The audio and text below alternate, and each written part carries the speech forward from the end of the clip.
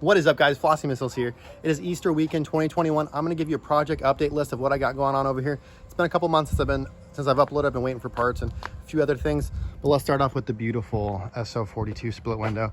Check out those sweet roof racks I got. So I got the IRS conversion I'm going to do from a later bus, and I got a motor and drivetrain package for this, transmission, everything. So this thing should be done by 2022. I got a lot more interior stuff for it now. It's getting there. It's an expensive bus to buy parts for, but yeah, I'm gonna start working on that thing sooner than later. I got one of these Kimco Spades a few months ago, and I've been ripping this thing around. It is so much fun. Faster than a Grom, but still like small, tight package.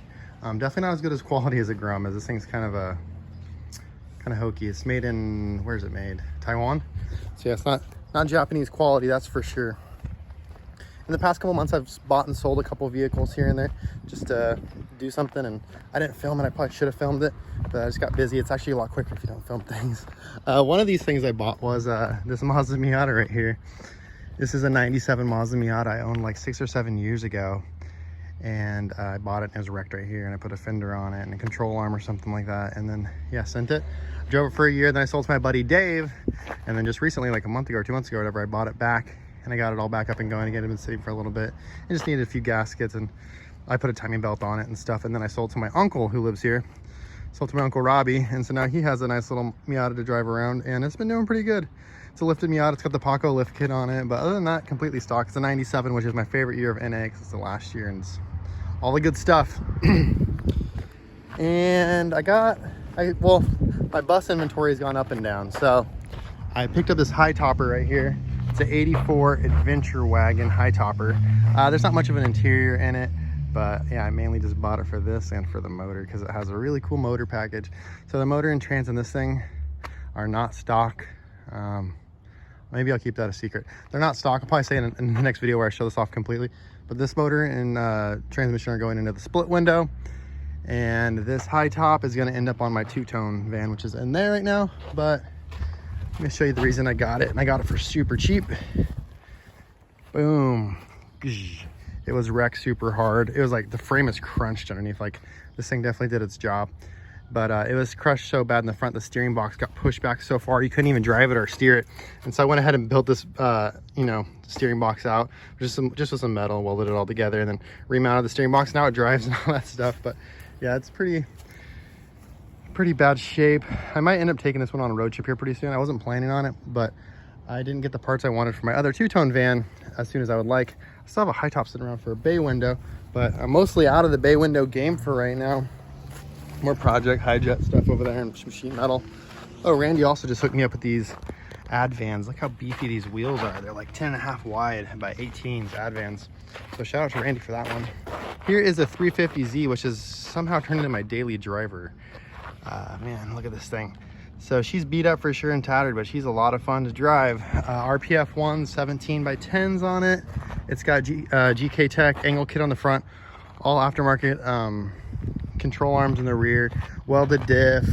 It's got a Parts by Max hydro in it, and it's pretty fun. I'm trying to think of anything else I've done to it. It's fairly stock, like motor and all that kind of stuff wise. I don't want to get pulled over. But oh yeah, I don't know if you've seen the other videos, but the back end's back halved. It's all tubular. So yeah, it's been my daily, and I've got rid of quite a few cars down here. Still got the Honda. I still need to do the swap on this thing. I've been collecting parts for that little by little. We're gonna get to this in a second. This is my last bay window bus. I don't know if you guys remember, but I had a bunch of bay windows over here and some Vanagons, but something came up and I had to get rid of a bunch of stuff. I also got rid of 2 trailers that were over here. I've been cleaning up quite a bit. Let's talk about this. Check out this beauty. 2004 Mazda Speed Miata factory turbo. So I just picked this up a couple weeks ago. I got it from a close friend. It's actually been on the YouTube channel before. And yeah, he hooked it up. It needs a lot of work. It's actually pretty spanked. Yeah, so we're gonna go through this thing and I'll hopefully turn it into like a time attack / grip car. It's pretty beat up for Mazda Speed Miata. It's like definitely not one that was kept up nice or anything. That shifter. But yeah, we're gonna go through this and see what it needs to get it back up and running a-okay. But yeah, this whole area is all cleared out now. Like I said, this is like the last bay window I have. And okay, so I think the last video I left you guys off with was me trying to figure out what I was gonna do with the two-tone van because I just blown a water seal gasket, like the head gasket, whatever they call that seal on a Volkswagen motor. I just blown that one. And I had that Subaru right here. I was like, should I just put the Subaru in it? Should I fix it? I don't know. Well, I just pulled her back in the shop. Well, I had to get the winch and winch her back in the shop. And we are gonna do a Subaru conversion on it. I ordered that stuff right after I made that video, and it took over 7 weeks to get this stuff from KP. They said 4 to 6, but I'm sure it's COVID and all that stuff. It ended up just taking longer.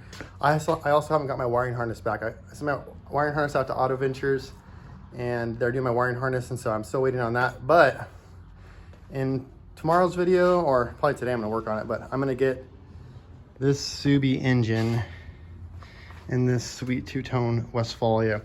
I'll show you what I got going on. So this is the KEP cross member. This is the KEP adapter kit and the stage 1 clutch kit, because I think this motor makes like 150 horsepower. It's a 2.2. On this engine, I also got like hit on the side, and so the valve cover, and I had to replace a bunch of like the valve cover. I replaced the cam and the rocker arms and all that stuff. So I put a cam, rocker, all that junk on that side of the motor in it because it got kind of hit-ish. I don't know how to explain it, but yeah, it got a little tweaked. I reversed the throttle, so now when you pull it this way, it gives it gas, and so there's a good tutorial from Buster on how to do that. You just put a little notch in it right there, and you can flip this whole assembly the other way. What else have I done to get it all ready to go? Oh, it has a Rocky Mountain Westie oil pan on it. Let's see if I can get underneath of it. That oil pan was as much as the whole entire car with the Subaru engine in it. That oil pan's $500, which is insane to me, but that's what the going rate is for something like that, for a shortened oil pan of like that quality. I got this from, I think this is Rocky Mountain as well. This is a single cam heat shield because your exhaust runs like right in front of it. I put a new timing belt, you know, front seals, bunch of all the little maintenance-y type stuff. I didn't clean up, make it super pretty or anything because it's just gonna go in the back of this Volkswagen, but it is all ready to go, and I'm excited to go ahead and start working on this thing. I literally have boxes here, like 3 boxes of just parts, and I have so much stuff saved up for this van. It's insane. I got big old mirrors for it, all kinds of fluids, all kinds of new gaskets and seals. I have a TF49 truck fridge I'm gonna put in there. So one of those legit truck fridges. I'm probably gonna end up going solar. Like I said, the high top off the green van is gonna end up on this van.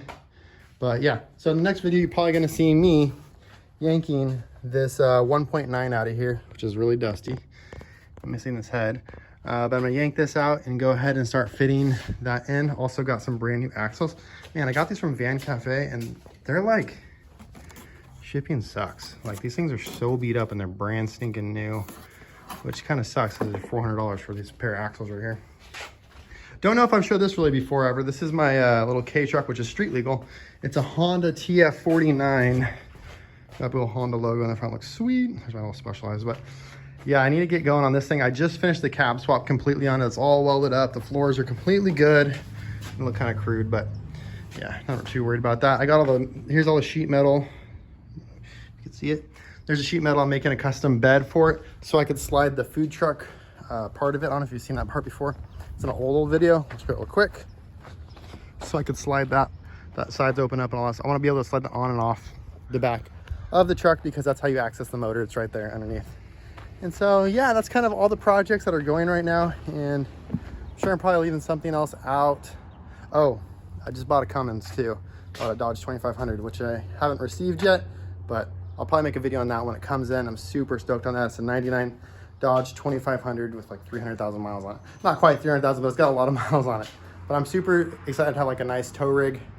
If you guys like these type of videos, go ahead and give it a thumbs up. I'm going to be posting a bunch more videos. I've filmed like so many videos in the past couple months too, but I just never uploaded them. But I'll upload me doing the Subaru conversion on this thing and showing you guys how hard it actually is. It's like, I've heard everything on the internet from it being like super hard and have a shop do it to like, you could do it in a weekend type thing. So I don't know, I'll be super realistic with it, and I'll show you guys what it takes to do a Subaru conversion on a van again. I know just doing the motor stuff alone, took like probably, I don't know, a day and a half just to get it fully prepped out with like seals and moving stuff around and cutting stuff and doing all that kind of stuff. That's probably like a day and a half worth of labor just to get it prepped, you know?